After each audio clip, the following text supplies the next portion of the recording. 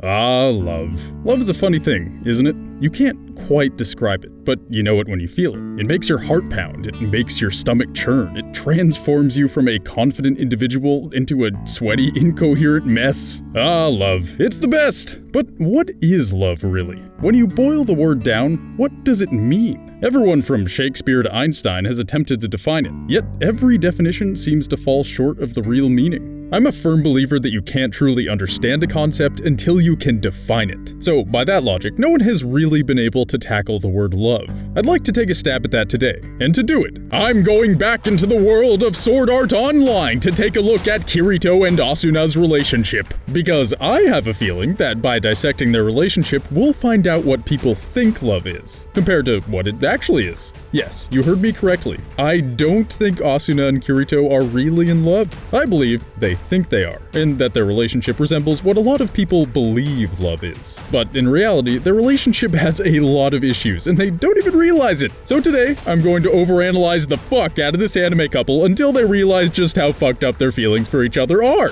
Join me as we try to break up Kirito and Asuna's relationship in this story you never knew.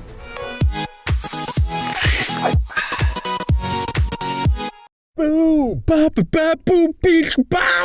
To begin, we need to start at the real beginning of Kirito and Asuna's relationship. I'm not talking about the first time they sucked face, but the first time they ever met. As I'm sure you know, the feelings that develop during a relationship start before it actually begins. So to get to the bottom of what's going on with these two, we have to analyze their interactions over time and how they went from strangers to lovers. Ho ho ho! I'd also like to mention that I'm going to be focusing on Kirito and Asuna's relationship in the anime, not in the light novels. And if you haven't watched all of SAO or SAO2, I might be dropping some spoilers here and there.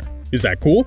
Cool. Asuna and Kirito first interact during a meeting which was set up to discuss how to raid the first floor boss of Aincrad. They're brought together because, well, I guess they both just suck at making friends. They're the embodiment of that person you knew in elementary school that just sat on the swings by themselves during lunch, and you kinda always felt bad for them, but you didn't want to go over and talk because you were afraid of being labeled as an outsider like they were. But now when you go online and check their Facebook, they have a ton of friends and a good job, and you're like, wait, what the fuck happened? And it kinda makes you feel bad about your life, and then you wish you had gone and talked to them when you were in elementary school, because then maybe you'd be friends with them now. And then you contemplate how there's an infinite number of universes and how in some other universe you did talk to them, and then you realize how small and insignificant you are on a universal scale. We all know that person, right? That totally wasn't based off real events.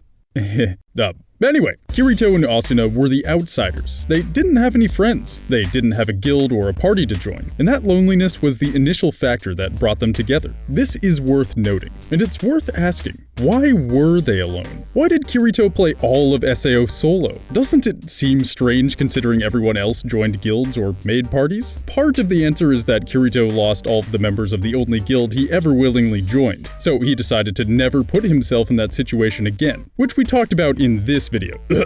But he played solo before that too. There was a driving force pushing Kirito to play solo before he ever lost his friends from the Moonlit Black Cats Guild. And the same could be argued for Asuna. When Kirito first met her, she had no party or guild either. Kirito advised her to join a guild after the first boss fight, and she did. But would she have joined the Knights of the Blood Oath had Kirito not told her to join a guild? That's a difficult question to answer. However, we do know that outside of boss raids, Asuna is almost always alone when we see her. She runs into Kirito multiple times, and she is always alone or with one bodyguard that she doesn't like having around anyway. Plus, Asuna spent a blue balls dick load to buy a house just for herself. Many guilds live together, but Asuna decided not to live with anyone. Based on that, I think it's fair to say that, like Kirito, Asuna tends to want to be alone most of the time. So, we got two loners who ended up getting partied together because of their, loneriness. Interesting. Keep that idea in the back of your head as we continue on to their other interactions. The second time we see Kirito and Asuna together is during a meeting to take on another floor boss. During this meeting, they have a fairly intense argument over how the boss should be conquered. And afterwards, we get a line from Egil about how Asuna and Kirito are always butting heads. From the argument, we see it's pretty safe to assume these aren't easily solved arguments, but intense ones that get the blood boiling. Just look at Asuna's eyes at the end of this argument. It's like she's willing aids onto Kirito. And that's just not cool, Asuna! No aids willing allowed! This intensity that is usually overlooked should be analyzed. Part of the reason people fall in love with each other is because of the emotional intensity they get from the other person. And you might be saying, but Grant, no one wants to fight with each other. That's bad intensity.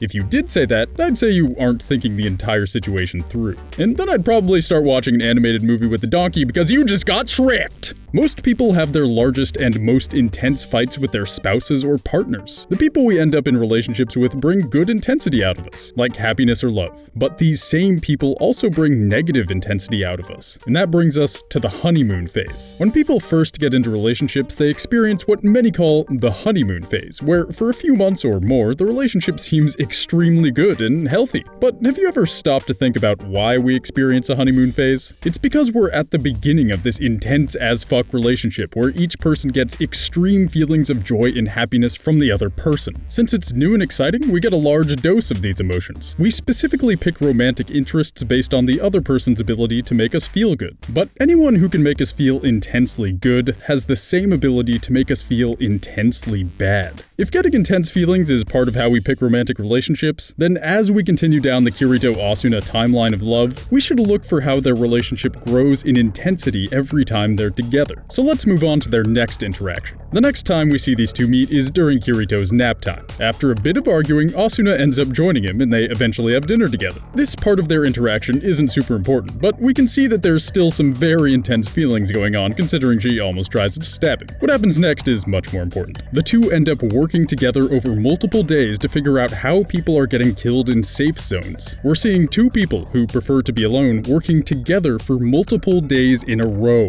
What caused this to happen? The answer is continual intense emotions, both good and bad. During the times they're together, every single encounter, from the first boss fight up to this moment in the anime, is absolutely coated with intensity. Now Kirito and Asuna have to solve a murder together. I mean, we all know it wasn't actually a murder, but it looked like it. The point here is that if we fast forward through their relationship, the eating of the S-class food, Asuna wanting to take a leave of absence from the guild after Kirito barely survives the floor 76 boss, Kirito almost getting killed by the laughing coffin member, hell, even Kirito and Asuna's honeymoon/vacation. These were all extremely intense experiences. These intense moments are what make people feel alive and get them to truly bond with each other. This is why your closest friends are usually the ones you've been through the most shit with. So here's two people that are both outsiders who weren't welcomed into any group at the beginning of SAO. They both enjoy being alone and even seem to prefer it. But every time they're together, some crazy emotional possible near-death experience happens. Is it at all surprising they believe they're in love? Hell no! If you think about it, every fight in SAO is a near-death experience. All it takes is one wrong move and boom, you're dead. So all these insanely intense near-death experiences brought Kirito and Asuna together. But what happens after they get out of SAO and Asuna is freed from ALO? Their relationship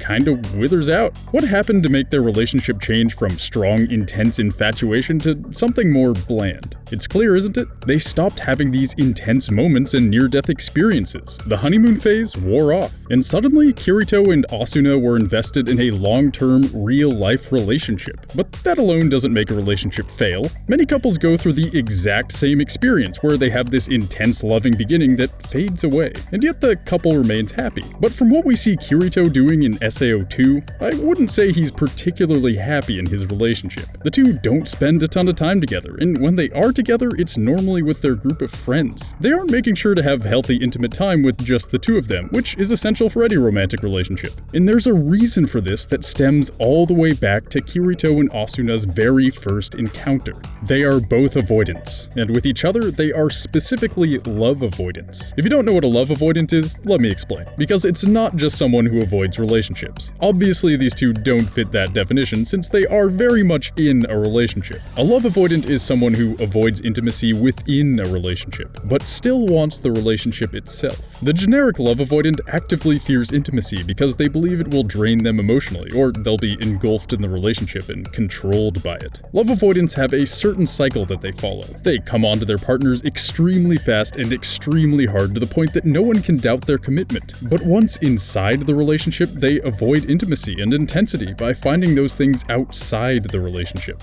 So, how does this apply to Kirito and Asuna? Asuna. Just think about their time together. When they begin to like each other, they go from barely ever seeing the other person to spending multiple days in a row together. Then, almost as soon as they start liking each other, they get married. Talk about coming on strongly. But after their honeymoon phase dies down, do we see Asuna and Kirito have any intimate moments? No. But we definitely see Kirito finding intimacy and intensity outside of his relationship with Asuna. He finds both of these things during his adventures with Leafy and Shinon. Kirito is subconsciously looking for intensity that doesn't involve Asuna so that he doesn't feel controlled by his relationship with her. Even the entire idea of VR MMOs serves as an escape for a love avoidant. Instead of interacting with someone in the real world, they interact in a virtual world filled with distractions like quests and monsters that can be used to avoid intimacy. Both Asuna and Kirito fit this label. First, they are both fairly avoidant people in general, which is another commonality with love avoidance. Then, they both came onto each other extremely quickly once they got together. But once they got out of SAO and into real life, their relationship began to fall apart. Kirito was off doing things without telling Asuna. He was even adventuring with another girl in another game without telling Asuna at first. That is not the sign of a healthy relationship. So, how did this happen? Usually love avoidants have someone in their childhood who emotionally drained them, which is why they have this subconscious fear of allowing themselves to be intimate with someone else. I believe that Kirito had these issues with his sister, and Asuna with her mother. We know that Kirito began avoiding his sister after he found out about them not being related, which points to Kirito avoiding intimacy within his family early on. We see a similar issue with Asuna and her mother trying to control her life. So Asuna is trying to avoid intimacy because she associates it with being controlled. Between their loner habits, their ridiculously quick climax of a relationship and virtual marriage, and then the obvious search for intensity outside of their relationship in SAO 2, it's clear to me that Asuna and Kirito, who believed they truly loved each other, don't really feel the way they thought they did. And don't get me wrong, this doesn't mean that they can't love each other. There are many love avoidants in the world. It's an extremely common problem. But that doesn't mean they can't have happy, loving relationships. But it does mean that those who are love avoidants need to realize it and work on having purposeful intensity and intimacy within their romantic relationship. This is where Kirito and Asuna have gone wrong. Instead of working on their relationship, they are falling victim to their avoidant tendencies. And based on their age, they won't be able to fix these issues before it's too late. But all of this brings me back to my initial goal, to define love. Love isn't giving the other person everything they want or trying to always share every experience with your partner. It's not always wanting intensity and intimacy either. That's called love addiction. So what is love? It's the desire to share who you are with someone else and to know who they are on a real personal level. It's wanting to grow with another person, but also to continue to grow independently from them. Love is wanting to share intimacy and intensity, both the good and the bad. And that's the story. You never knew. As always though, this is just my interpretation of Asuna and Kirito's relationship, and I want to know your thought about it. So let us know if you think we got it right, or if we completely missed our mark on this one. I hope you've all been enjoying our new release schedule / non-schedule. It's been really great for us to relax and take our time making the best Story Never News we can for you all. So since we've been dealing with relationships a lot recently, what other couples would you like us to take a look at? Maybe we should take a shot at Link and Zelda's relationship? Or perhaps Bowser and Peach, Mario and Luigi? Let us know what you'd like to see. Also, just a quick reminder for all our East Coast friends that we'll be at PAX East this week, so if you want to meet us, feel free to tweet us at Treesicle Team and we'll tell you where we are. That's it for this week. Talk to you soon, and hopefully see some of you this weekend.